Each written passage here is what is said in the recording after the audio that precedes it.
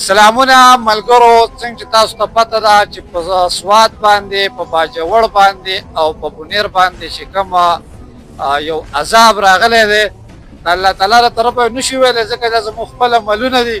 خو ارمان خان چې کوم دی او سلیم او دا بل ملګری دی، اوس ټول زموږ ملګري دي، یو خیر کار یې شروع کړی دی او خپل قیمتي وخت یې دغه کړی دی او صرف د قوم خدمت ته ځان ایستل دی.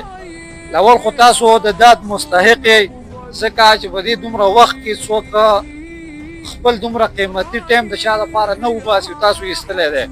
دا ارمان په لاس باندې دا پیسې وګورئ، دا به پاکستان ته هغه مظلومو خلکو ته رسي د چا چې د خپل حصه اسمان هم نشته دی او د کورونو نه بهر ناست دي.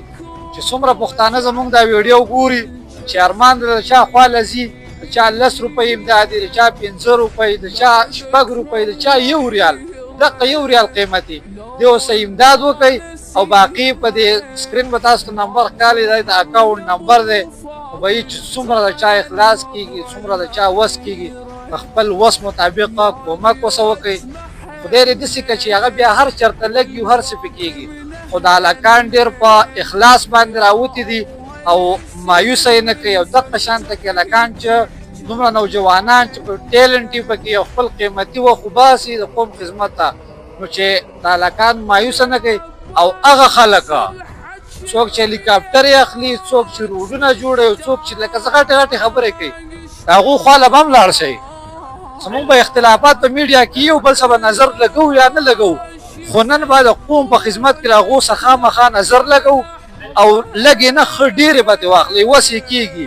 اوس داسې ویډیو تاسو راسه ناستې خبرې پکې زه نشم کولی، خو چې له سړي دومره د هر څه وس کېږي که نه، نن به ما سره چاندې وس لازمي کېږي، نو په هغو پسې به لاړ شي او آن د ریکارډ د موبایل د کیمرې مخې ته به ترې پیسې واخلئ او قوم ته به یې ورکړئ.